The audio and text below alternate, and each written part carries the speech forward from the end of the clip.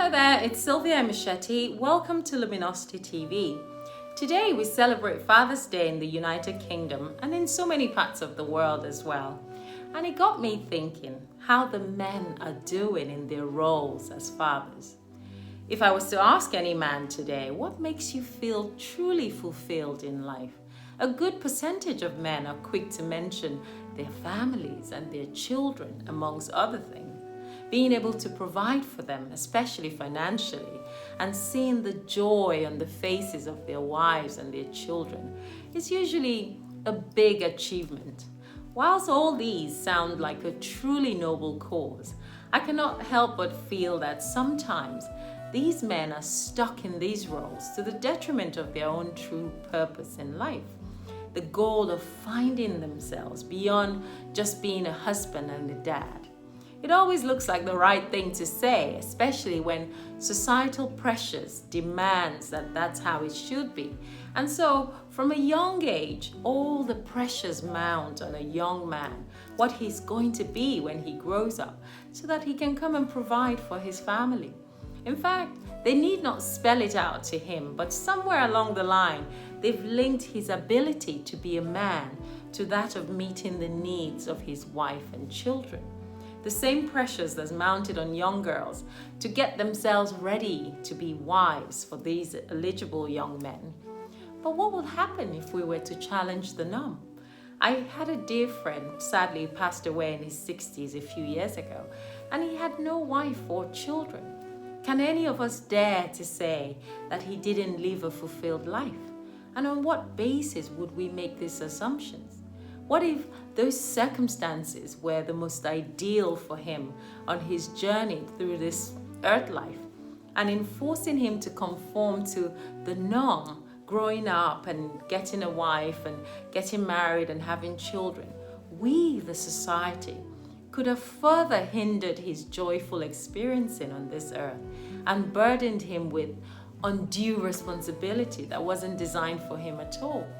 We must recognize that every man has the free will to make that choice for himself and be ready to bear the responsibility. To be a father doesn't mean you have to biologically father a child. Neither does fathering a child biologically make you a father. You must know spiritually what the role entails and the responsibility which you bear in joining forces with a woman to bring a child into the world.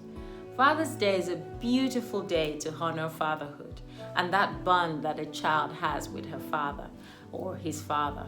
But what does it mean to be a father? What does it mean to be a man? Of course you have to be a man to be a father, but must you be a father to prove to us that you're a man? Because in many societies, they believe that if you haven't fathered a child, then there's something wrong with you. And this is so wrong. At their core, manhood and womanhood are not only beautiful, but distinct, spiritual, and necessary for us to recognize our roles in this creation. But fatherhood and motherhood, on the other hand, in the sense of mom and dad, are merely earthly opportunities that we've been given to allow willing souls to incarnate into the world. It is not a title and it doesn't buy you rights. Absolutely no spiritual connection with your children either.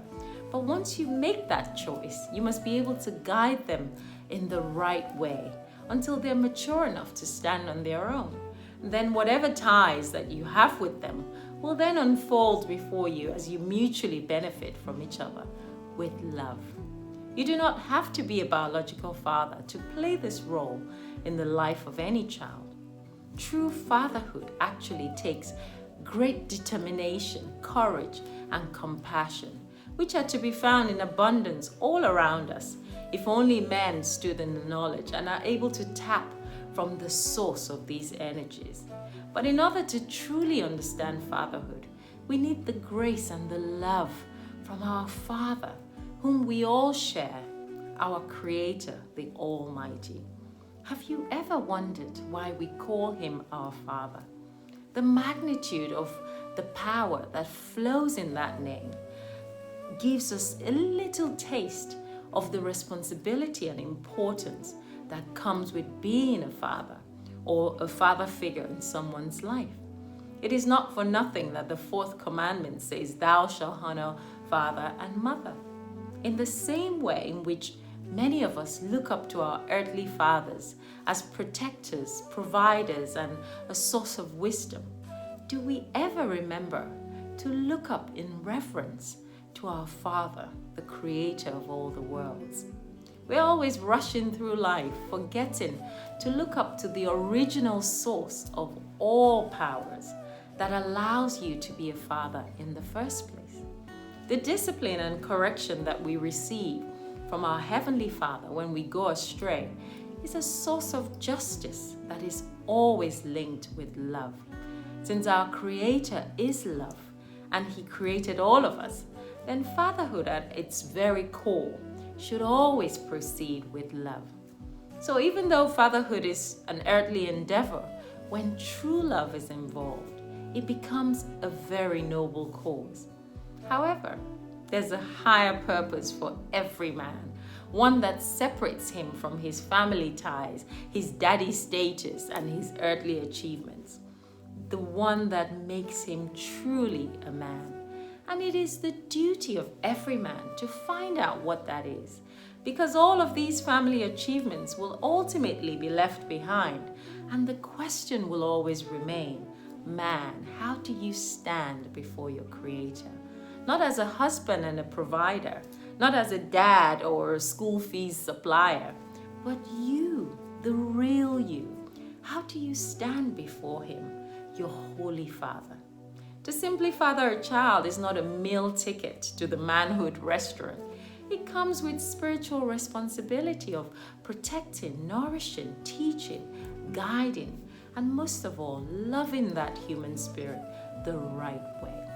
Don't forget that your children are free, independent spirits and have personalities of their own. So you mustn't father them to the point where, through your own selfish desires, you hinder their experiences and spiritual development. That is the true love that you can provide for them, that allows them to flourish on their own when the time comes. The societal pressures of providing for the family and being the breadwinner, it comes at a price. And so for many men these days, they end up exhausted and worn out with everyday worries and trifles, trying to live up to all of these pressures. He must be tough. He cannot show that he's vulnerable. He cannot complain, and he must never cry. He must keep all his emotions to himself. Otherwise, he's not fit to be a man. Why? Why do we do this to our men? Why do we break them rather than uplift them, when we should be supporting and encouraging every man to be what his Creator destined him to be, so that real life, which involves his spiritual maturity, is also taken care of, rather than that over-concentration on raising a family and providing for them and keeping up with the Joneses. That is the burden which many men face today, and they forget to find their true self. And all I feel is empathy. In my life, apart from my father, whom I love and cherish with all my heart, I've had the pleasure of meeting good human beings who have played fatherly roles in my life, constantly admonishing, encouraging with plenty wise words, giving their blessings with love, and touching the lives of those around them in the smallest possible way. I salute you for your love, for your courage, and your dedication today and always. Happy Father's Day. Bye.